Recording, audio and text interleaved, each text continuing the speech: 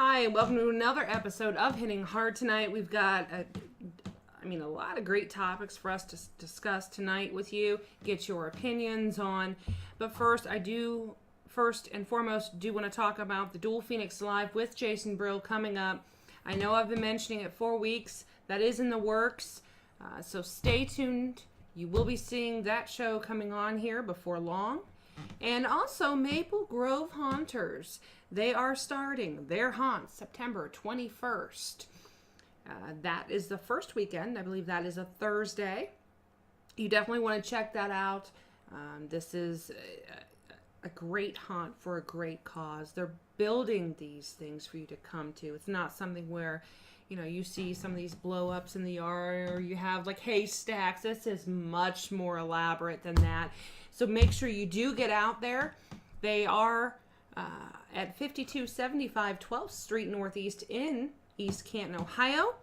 And they do have flyers as well. Mike, if you want to show that, please.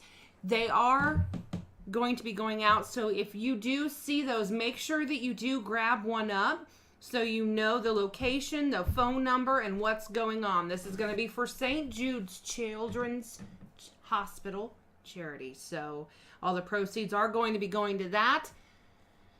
So that is, again, the Maple Grove Haunters, along with the Pirates of the Rusty Cutlass. They are building this yard haunt, and is one of the largest yard haunts in Ohio. And I've been down there recently, and they have a lot of great things going on. So you want to make sure that you do get out there. Ticket prices are not a lot, so it's an easy thing on the budget. You're talking ages 16 to adult, only $3. Ages 6 to 15, that's $2. And if anyone who has kids that are 5 and under, it is free. So it's a great family atmosphere. Hauntingly good time, if you will. Little pun there. But Mike, what is going on with the world today? Well, let's go ahead and stab at something that kind of hits close to probably most of us. Minimum wage. In Montana, was it? Actually, it was Missouri. Missouri, okay. In Missouri, Cynthia Sanders got a raise from $8.30 an hour to $10 an hour. And a few weeks after she got it, it was taken away just like that. You happen to know why?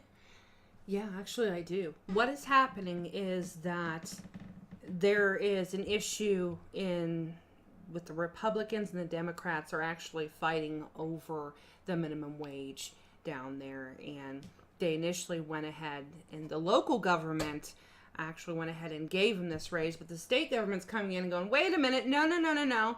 That's not the right minimum wage. I mean, her minimum wage went from $8.30 an hour to $10 an hour. But they came in and said, wait a minute, the minimum wage for the state is actually only $7.70. So you're not supposed to be making that much. So we're going to take away that amount that you were just given and bring it back down to what you should have. This causes an issue. Right. I know for one, if my company gave me a big raise like, $1.80 and then just stripped it away just like that, I'd be a little bit upset, especially since there's nothing in the laws that says that those companies couldn't have, honored it. Well, and it's all according to the state. The companies are not honoring the people's raises even though they've already had them for a few weeks. So imagine you have a job and your company says, well, I'm going to go ahead and give you a raise, even though, keep in mind, you're supposed to be making minimum wage. Then the state comes back and says, no, you can't do that. And now you're back down to where you once were. Michael here coming in saying people won't see the big picture. Small businesses will be hit the hardest. I agree. And that's part of the issue. And that's, even though that's in Missouri, this could also happen here. Let's keep this in mind. Yeah. But the other thing, Michael, though, is let's say you got a raise for $10 an hour and you were making $8.30. Wouldn't you be a little bit upset if they just stripped it away from you? I mean, yeah, that is going to hurt small businesses, and yes, it does suck, but in all actuality, all the small businesses usually have to do is decrease on their amount of staffing or change their business hours so that they're only open during their peak times. I mean, they are going to lose a little bit of money that way, but it's not going to be as hard of a hit. And you're right, it is Pandora's box. It is. And that's the thing we got to think about. I mean, you've got the small businesses who, and then you've got the government, and then you have the people depending on this wage. It's just a great big cluster. And, if they're not going to raise it, don't raise it. But don't give it to somebody and then take it away. Right. And yes, it is easier said than done. I agree, it is. But that's something in politics that they have to fix. If you're going to do something, do it, but make it for the better. If you're not sure about it, then don't do it. But that's my opinion on the matter. I agree 100%. But, this, like I said, that is in Missouri. Right. We're in Ohio. But just because we're in a different state does not mean that it cannot happen here. Of all the times that our wages have been raised, what's going to happen to say that, your company, say you work for a large company, and that company gives you a raise. Well, then, all of a sudden, that's not the minimum wage requirement for the state. That state can then come in and say, no, yeah, I know your employer gave you a raise, but that's not the state minimum wage requirement, so we're going to go ahead and take that away from you. Well, the thing of it is, though, is the company still could have honored it. I mean, it's saying that the minimum wage has to be $7.30. It's not saying that those companies have to pay them $7.30. They already started paying them $10, and then when the state said, no, minimum wage is still $7.30, the company said, oh, well, I don't have to pay them that much. I'll just go ahead and take that away from them. Right, exactly.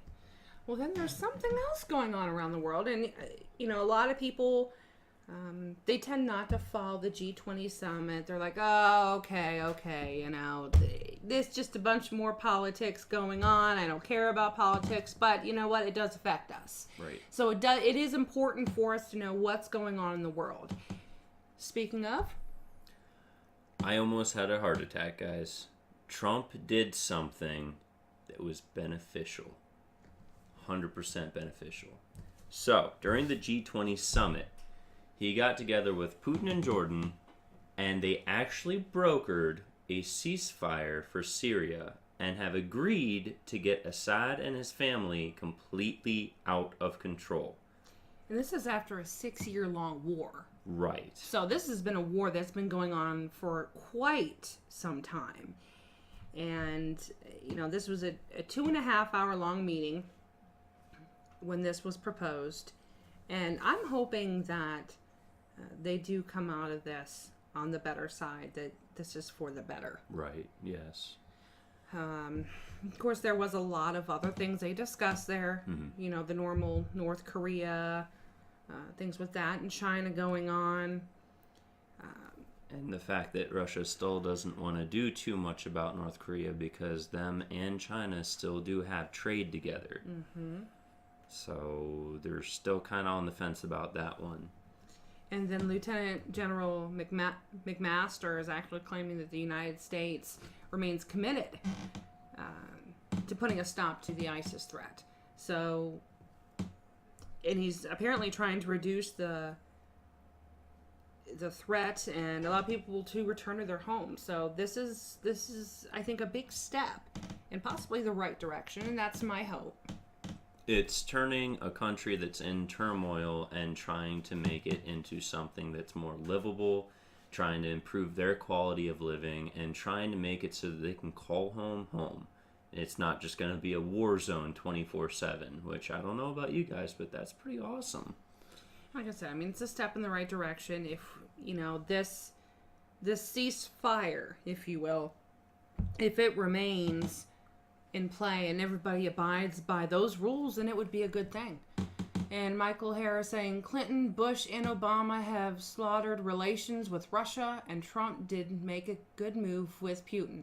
But to say, finally, he did something Come on, man.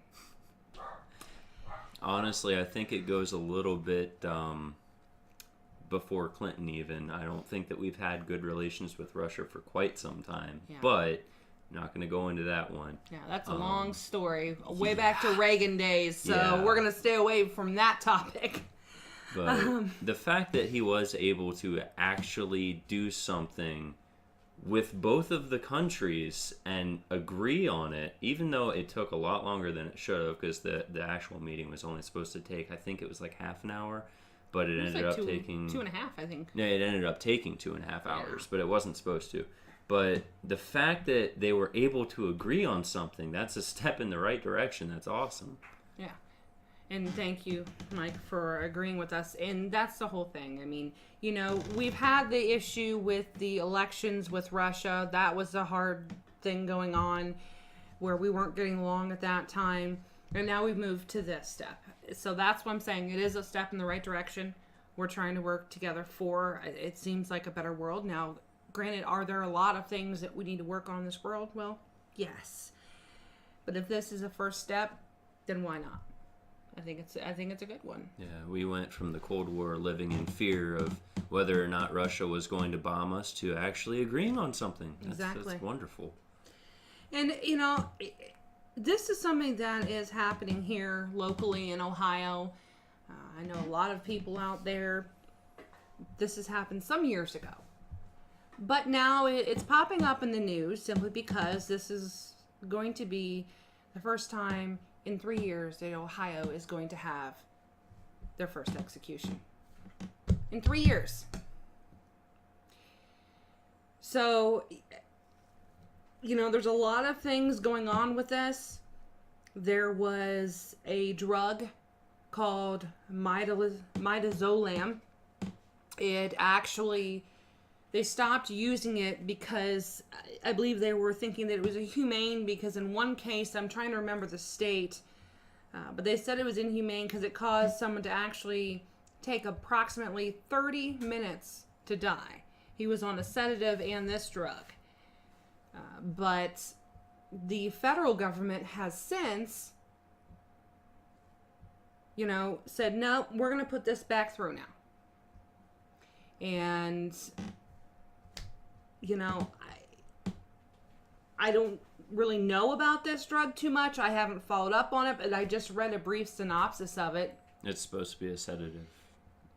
Is it a sedative? Yes. Okay. And Okay. the reason that they were saying that it was inhumane was because it wasn't actually working in time.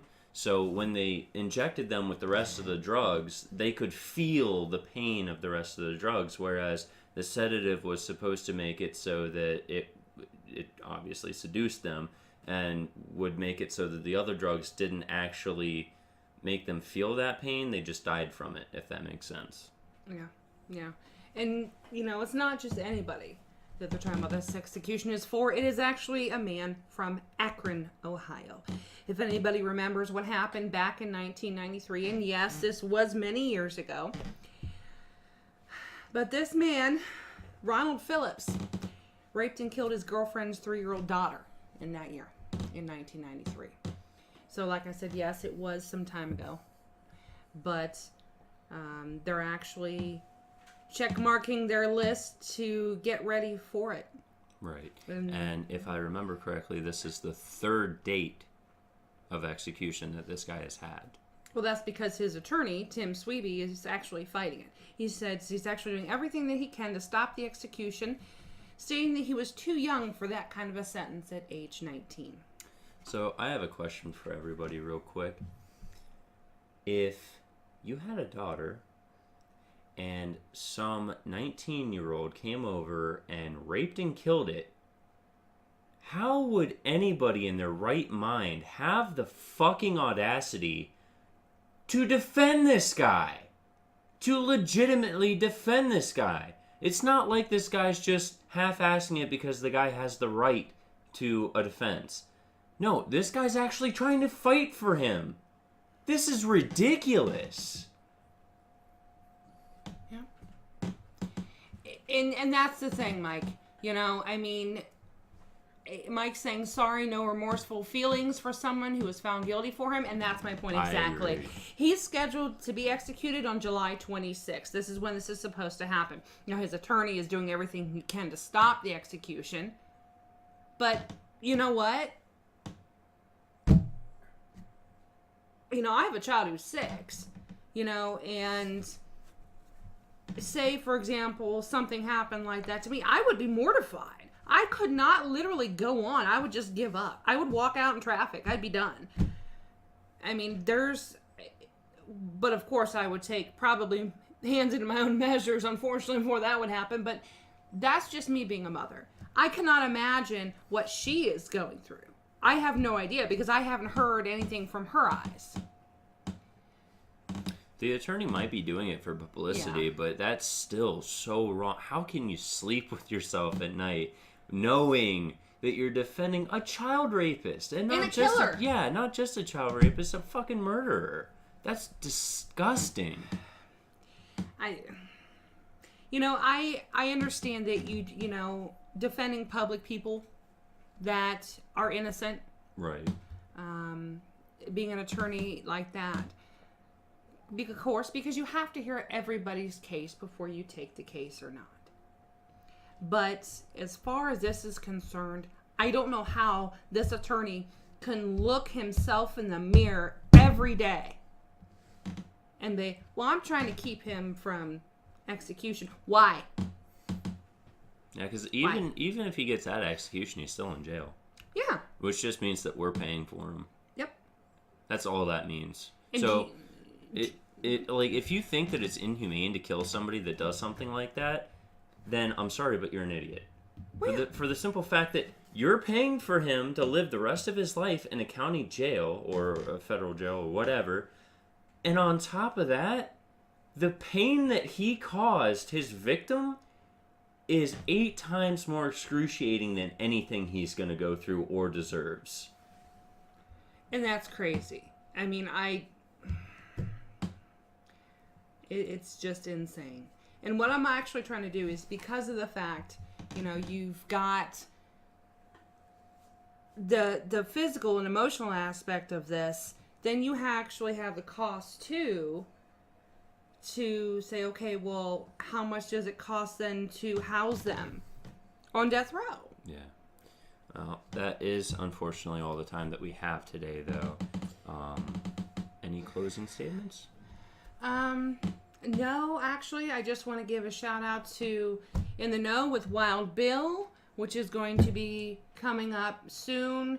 You, of course, stay tuned to his shows, guys. You learn a lot, and not only just his funny things that he has going on and the funny laws or words or concepts, ideas, but also things in history that you may not have known. So, unfortunately, we do have to go. It's been fun. Great talking with you tonight. And thank you very much, Michael, for chiming in. That's awesome. Yes, absolutely. Absolutely. So, stay tuned to next week's episode for Hitting Hard. Stay tuned for Dual Phoenix Live. That coming up. And go out and see Maple Grove Haunters this Halloween. You'll be glad you did.